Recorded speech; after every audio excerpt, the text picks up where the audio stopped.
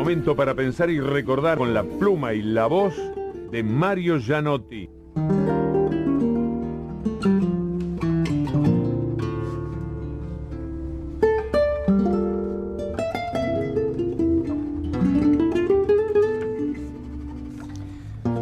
Hoy, frente al Club Náutico, se encuentra la denominada Manzana de los Circos. Designio obligado, dado que allí es donde se montan las estructuras de sus carpas en temporadas veraniegas, los circos. Mítico predio que está ubicado en las intersecciones de las avenidas de los Trabajadores, de los Pescadores y Altair. En esta manzana, hasta hace algunos años, en 1950 específicamente, se creaba el campo de deportes Presidente Perón, para que posteriormente, el 30 de abril de 1955, se convirtiera en el Estadio Almirante Brown del Puerto, escenario perteneciente al Club Ministerio de Obras Públicas de la Nación, cuya sede se ubicaba en Avenida Juan B. Justo y Sarmiento. La ceremonia inaugural contó con dos partidos importantes: el triunfo de Talleres sobre Aldo Civi por 3-2 y la goleada de Quilmes ante Unión por 7-0. Vale señalar que en este estadio, desde el primer día hasta su desaparición, la presencia de fuertes vientos, generalmente del sector sur, siempre fue una gran dificultad, escollo climático que hacía muy dificultoso el desarrollo de los cotejos futboleros. La cancha de Ministerio, como se le decía de manera vulgar, estaba emplazada prácticamente en el centro del barrio del puerto de la ciudad de Mar del Plata. Era sencillo divisarla por la magnitud y el lugar, donde la gran mayoría de quienes asistían a ver algún partido lo hacían a pie, sin siquiera necesitar un colectivo como transporte. Esta cancha, donde hacían las veces de local los equipos portuenses Aldo Civi, Banfield y Talleres, previo alquiler al Club Ministerio de Obras Públicas de la Nación, poseía 3 tribunas armadas tubularmente con tablones de madera.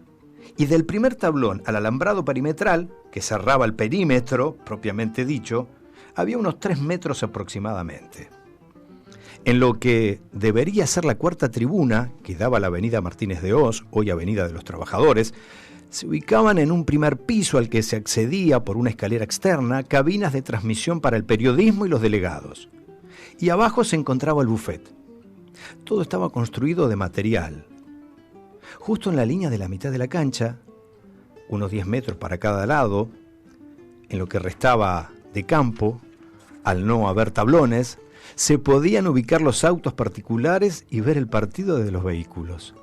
Allí se podía observar a las familias tomando algún tipo de infusión y al mismo tiempo apropiándose de todo tipo de protección ante las inclemencias del tiempo. Ahora bien, cuando había un partido importante, un clásico por ejemplo, se colocaban en esos lugares acoplados de camiones sin barandillas, acoplados que se usaban en el transporte de cajones de pescado, desde donde la gente miraba el cotejo envueltos en las banderas de sus colores predilectos.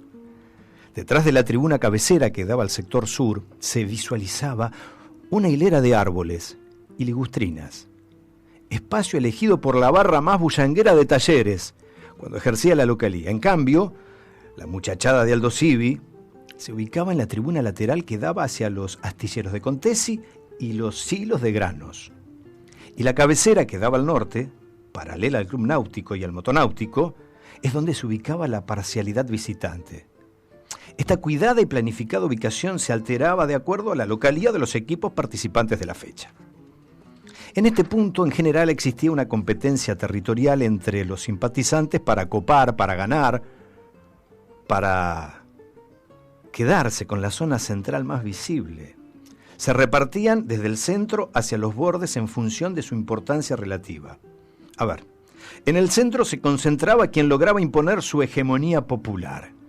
En los márgenes, los más pequeños, los de reciente formación. Y abajo, en un rincón, la vieja guardia, los jubilados, los estoicos e infaltables fanáticos de tablón que cargaban con cientos de partidos sobre sus hombros.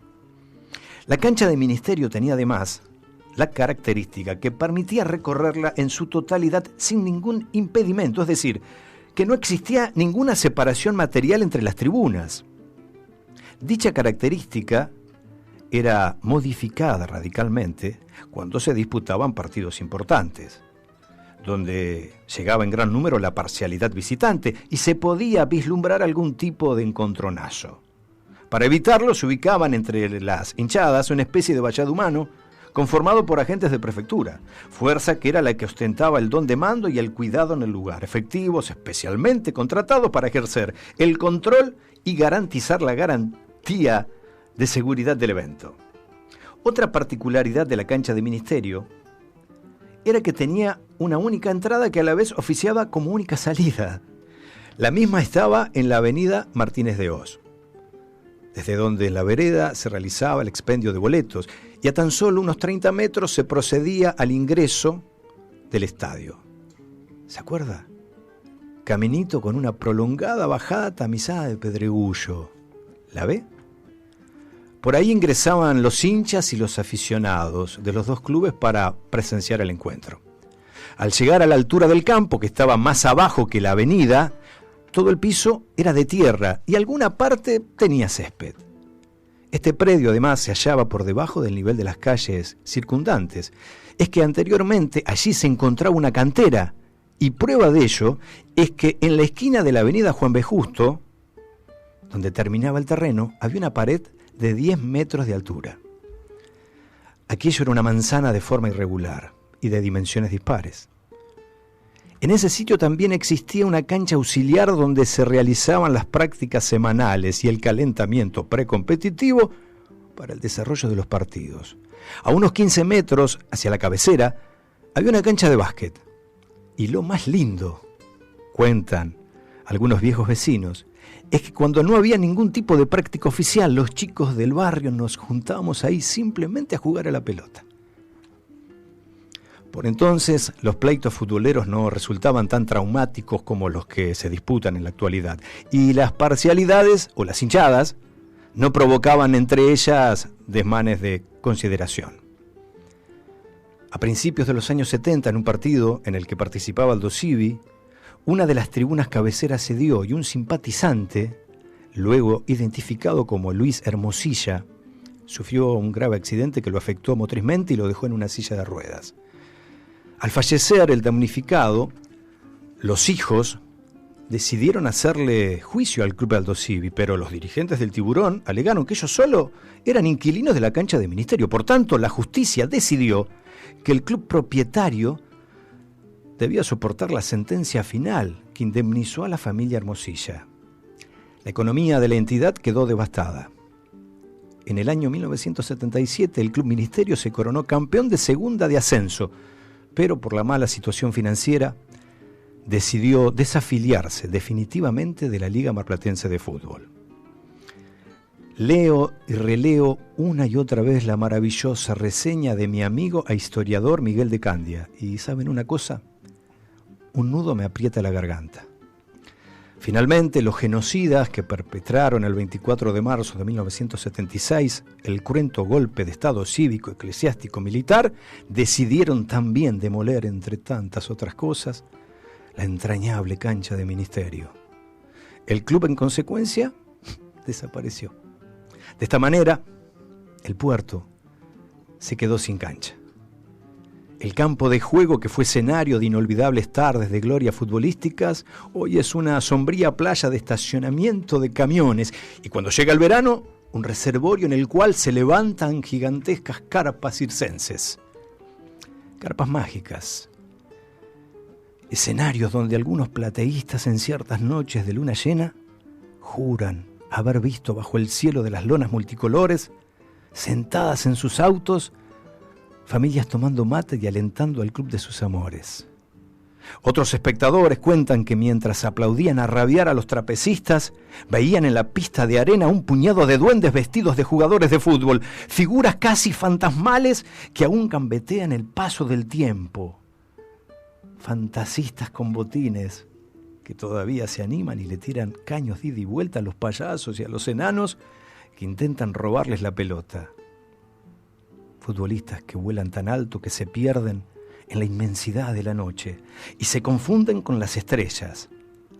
Esas, las mismas que guían los corazones de los pescadores. Orgullosas y orgullosos trabajadores, hombres y mujeres que cada mañana sueltan valientes y esperanzados sus redes al mar, como quien arroja sus mejores sueños contra las olas.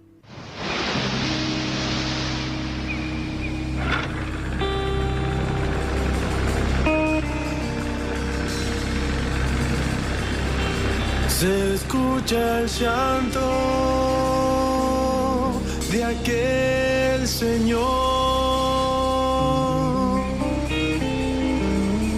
y en su recuerdo queda el dolor. Lo bueno de antes ya no es para hoy.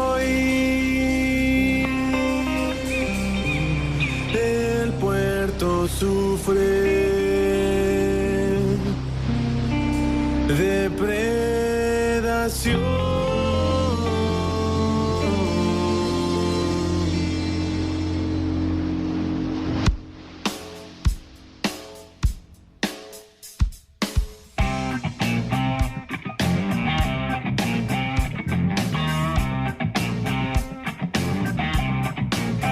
De llanto ronca y así la ira por el reclamo de un buen trabajo, y la soberbia nos ve acá abajo mientras ignora lo que pedimos. Este sistema en el que vivimos nos pisotea cual estropajo. Se llenaron los bolsillos, crecimiento sin control, las ganancias desiguales provocan explotación. Si no sabes lo que hago, pregúntame a dónde voy a reclamar los derechos de un simple trabajador.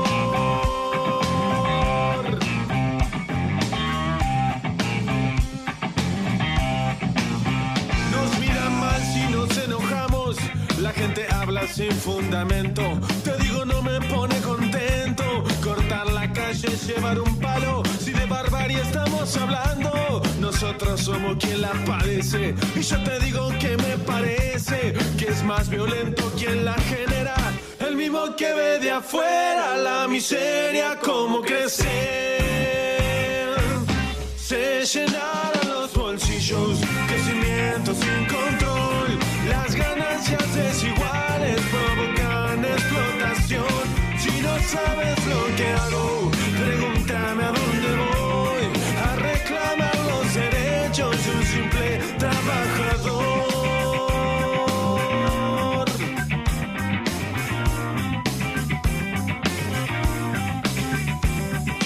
Uno tiene poco y otros porque tienen tanto. Uno tiene poco y otros porque tienen tanto. Uno tiene poco y otros porque tienen tanto. Se llenaron los bolsillos, crecimiento sin control, las ganancias desiguales provocan explotación. Si no sabes lo que hay,